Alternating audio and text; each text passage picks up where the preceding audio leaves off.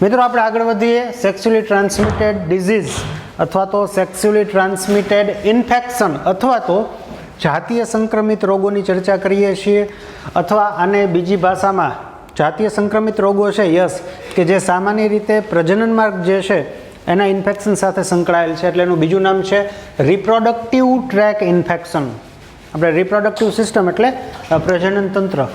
તો reproductive track infection અથવા sexually transmitted infection અથવા સેક્સ્યુઅલી ટ્રાન્સમિટેડ ડિઝીઝ કે જાતીય સંક્રમિત રોગો, આ બધી એક જ વાત છે. હવે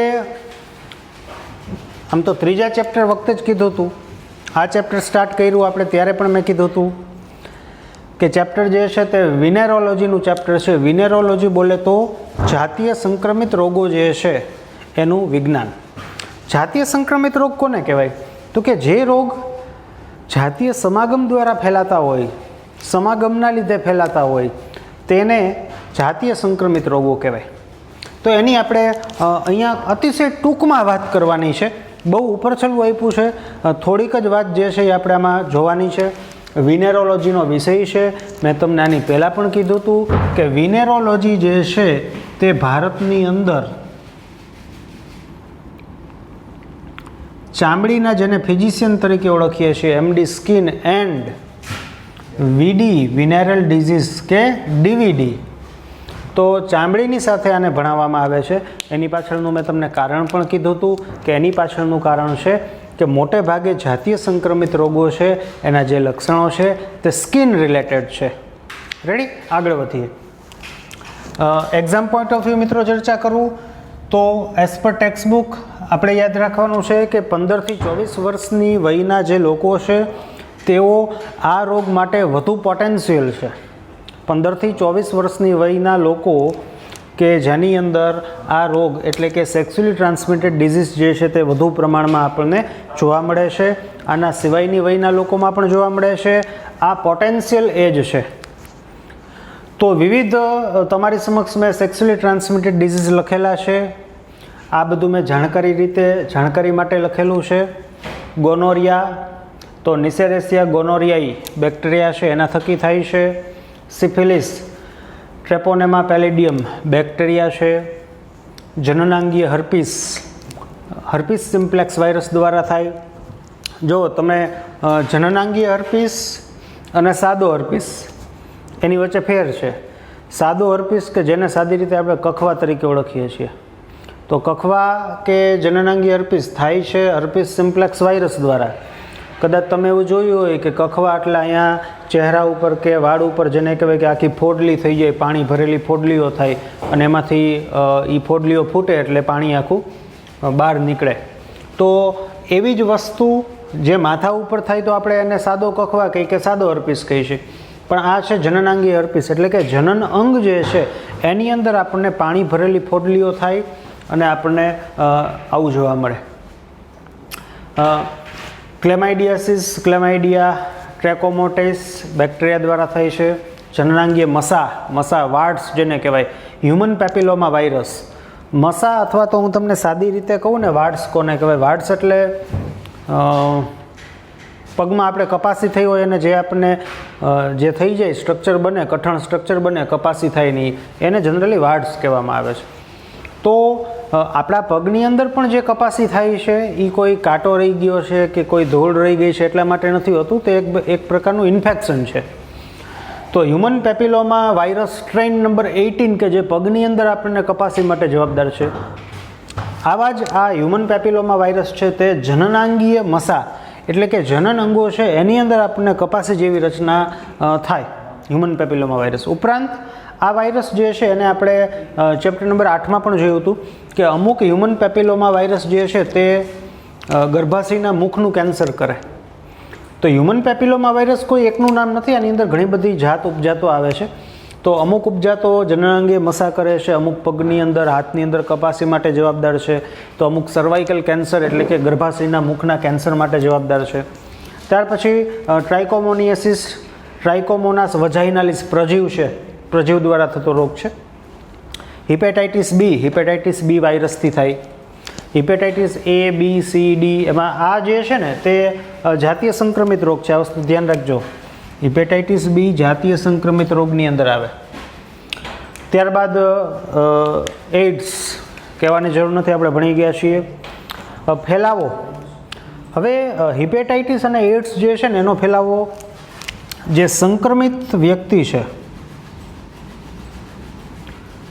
વ્યક્તિ માટે વપરાયેલી ઇન્જેક્શન મીન્સ કે નીડલ, આજે કોઈ વ્યક્તિને હિપેટાઇટિસ B છે એમાં જે નીડલનો ઉપયોગ કરવામાં આવે, આ જ નીડલનો ઉપયોગ કોઈ સ્વસ્થ વ્યક્તિમાં કરવામાં આવે તો એમાં ટ્રાન્સફર થાય. યસ રાખજો. પછી હવે મોટે ભાગે જ આ જે રોગો છે એની અંદર લક્ષણોમાં જનનાંગીય વિસ્તાર છે એની અંદર ખંજવાળ આવવી કે સોજો આવવો, બળતરા આવી, એના રિલેટેડ પ્રવાહીનો સ્ત્રાવ થવો, જે મેં તમને કીધું કે જનનાંગીય હર્પીસ છે અથવા તો સાદો જે કખવા થાય તો એની અંદર શરીર ઉપર પાણી ભરેલી પાતળી ફોડલીઓ ઉત્પન્ન થાય. એ તમે સહેજ એના ઉપર આમ પ્રેસ કરો તો તૂટી જાય, એટલે આવા પ્રવાહીનો સ્ત્રાવ છે. તો આ એના સાદા કોમન લક્ષણો છે. આપણે પ્રત્યેક રોગના લક્ષણો શું છે એની અંદર જેને કહેવાય કે જવાની જરૂર નથી. આપણને બહુ ટૂંકાવી દીધું છે. જૂના સિલેબસમાં બહુ વધારે વાતો હતી, આપણને આ બધું ટૂંકાવી દીધું. ખાલી રોગના નામ જ યાદ રાખવાના છે. એમાંય આ વસ્તુ મેં તમને બહારથી કીધી છે કે કોના થકી રોગ થાય છે, કયા બેક્ટેરિયા છે, કોણ પ્રજીવ છે, વાયરસ છે, શું છે. રેડી? ચાલો.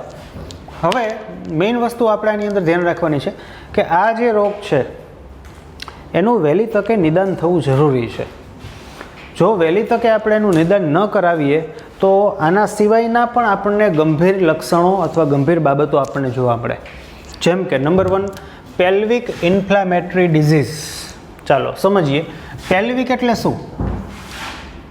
પેલ્વિક એટલે ગર્ભાશય. ઇન્ફ્લામેશન એટલે સોજો. ઇન્ફ્લામેશન એટલે સોજો. ડિઝીઝ રોગ, તો ગર્ભાશયનો સોજો એન્ડ બળતરા, આવું થઈ શકે.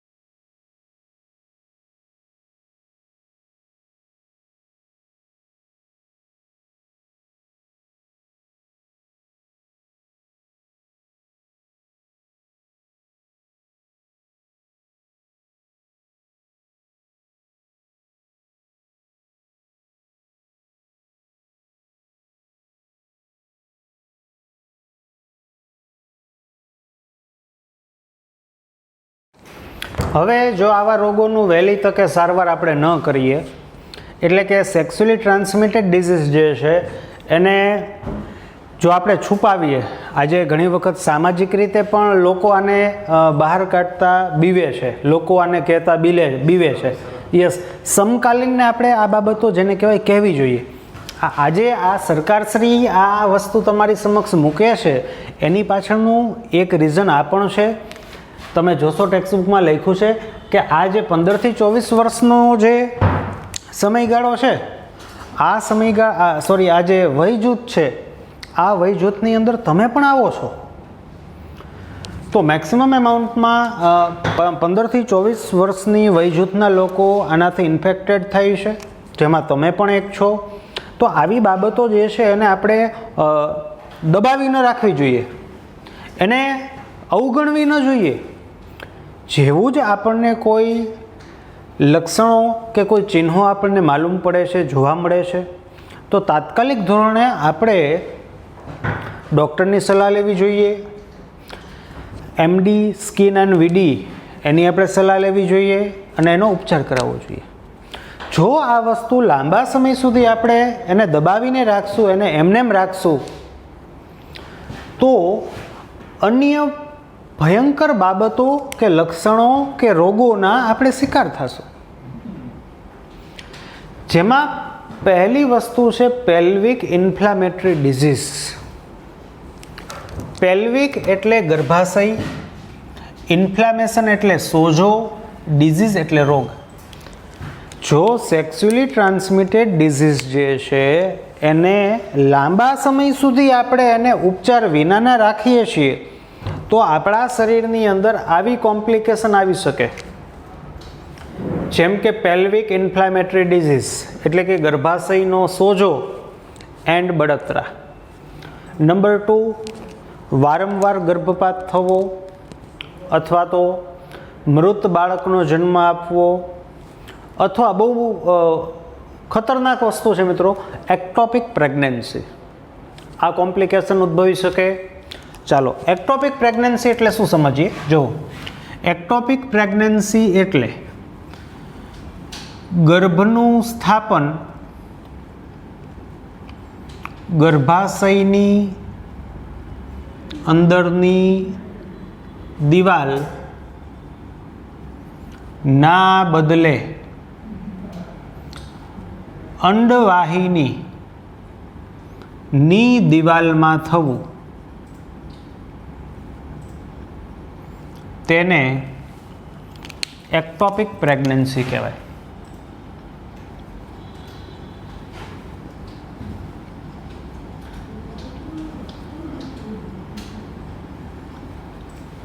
તો સામાન્ય રીતે ગર્ભનું સ્થાપન ક્યાં થાય? એન્ડોમેટ્રિયમ લેયર જે ગર્ભાશય છે એનું સૌથી અંદરનું સ્તર એન્ડોમેટ્રિયમ લેયર જે છે એની અંદર સ્થાપન થાય.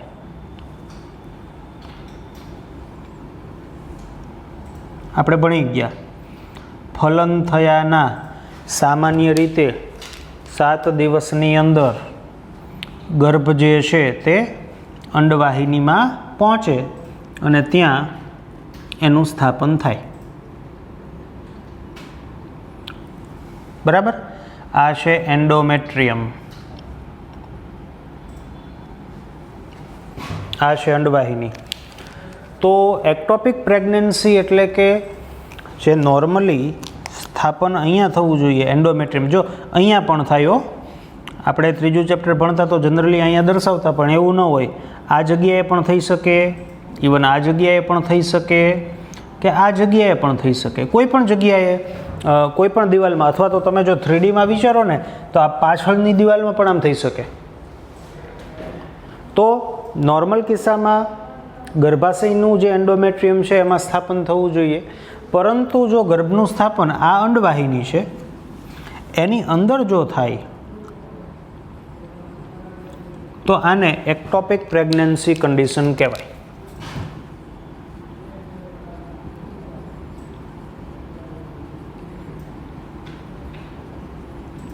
Ectopic pregnancy. રેડી? ચાલો, હવે એક્ટોપિક પ્રેગ્નન્સી થાય તો શું? આનું સોલ્યુશન શું?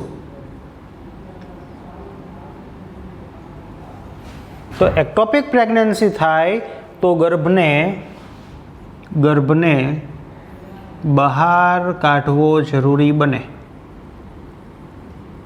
કારણ કે અંડવાહિની છે કાંઈ એની અંદર આખું બાળક ન વિકસી શકે, આખું ભ્રૂણ ન વિકસી શકે, એટલે આપણે એને ગર્ભને બહાર કાઢવો પડે. અથવા તો હું કહી શકું સર્જરી દ્વારા અંડવાહિનીમાંથી ગર્ભને બહાર કાઢવો પડે. તો આવી કોમ્પ્લિકેશન સર્જાય. પેલ્વિક ઇન્ફ્લેમેટરી ડિઝીઝ, ગર્ભાશયનો સોજો, તો આવા કિસ્સાની અંદર પણ જેને કહેવાય કે ગર્ભ જે છે ફલન થઈ ગયા પછી ગર્ભનું સ્થાપન અથવા ભ્રૂણનો વિકાસ છે કોમ્પ્લિકેટેડ બને, એટલે કે અફળદ્રુપતા પણ પ્રેરી શકે.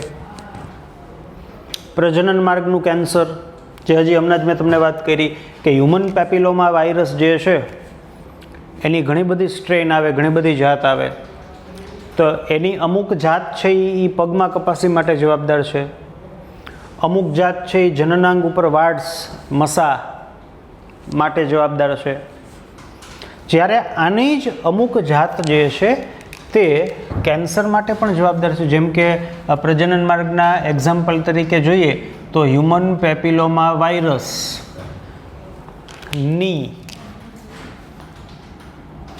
અમુક જાત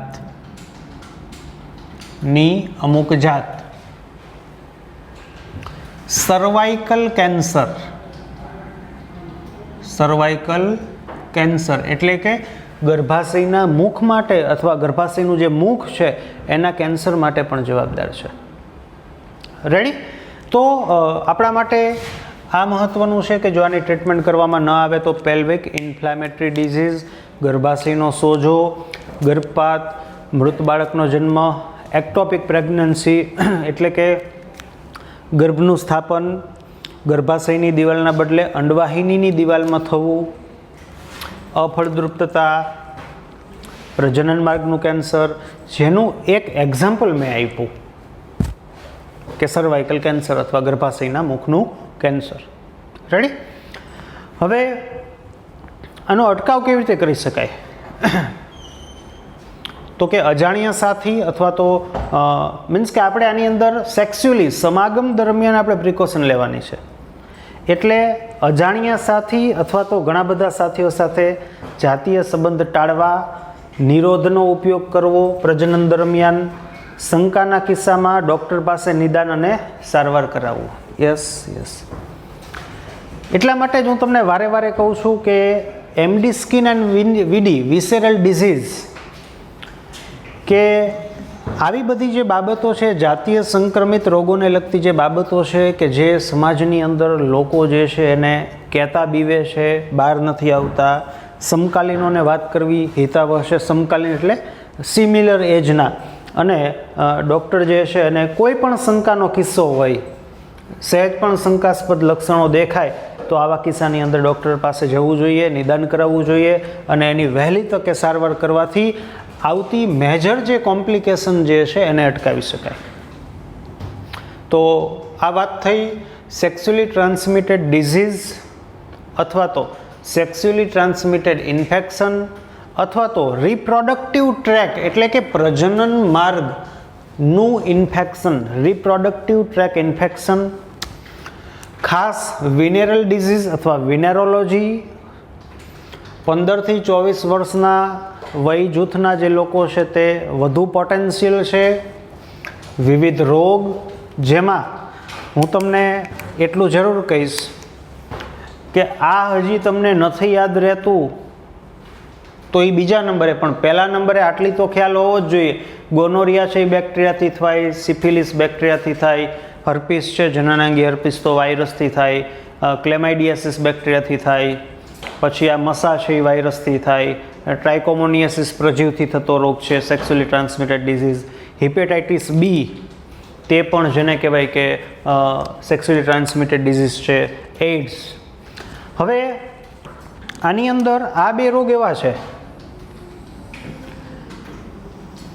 કે જેનો વહેલી તકે આપણે જેમ ઉપચાર કરીએ ને તેમ ફાયદારૂપ, અને જેટલું મોડું થાય એમાં ખાસ તો હું આની વાત કરીશ, કારણ કે જે એઇડ્સ છે એના વિશે તો આપણે જોઈ ગયા કે એઇડ્સ છે એ આમ મટી ન શકે, પણ આધુનિક જમાનાની અંદર જો તમે વહેલી તકે ટ્રીટમેન્ટ ચાલુ કરો, યોગ્ય ડૉક્ટર સાહેબ જે કહે છે એના મુજબ પ્રિકોશન રાખો, તો તમારું જે જીવન છે ને એ વધે. પણ હિપેટાઇટિસ બી છે એ તમારું યકૃતનો સોજો, જેને આપણે હિપેટાઇટિસ કહીએ, કે જે હિપેટાઇટિસ બી પ્રકારના વાયરસ દ્વારા થતો હિપેટાઇટિસ બી. તો આ રોગ જે છે એ વહેલી તકે જો આપણે એને ક્લિયર નથી કરતા તો લાંબે ગાળે આપણને ઘણું બધું નુકસાન પ્રેરી જાય છે. રેડી? તો આ વસ્તુ પછી આગળ હું તમને કહું તો આ વસ્તુ જેની આપણે હમણાં જ ચર્ચા કરી. રેડી? તો આ એક્ઝામ પોઈન્ટ ઓફ વ્યૂ ખૂબ જ મહત્ત્વના પોઈન્ટ્સ છે. તો મળીએ મિત્રો ફરીથી નેક્સ્ટ સેશનમાં.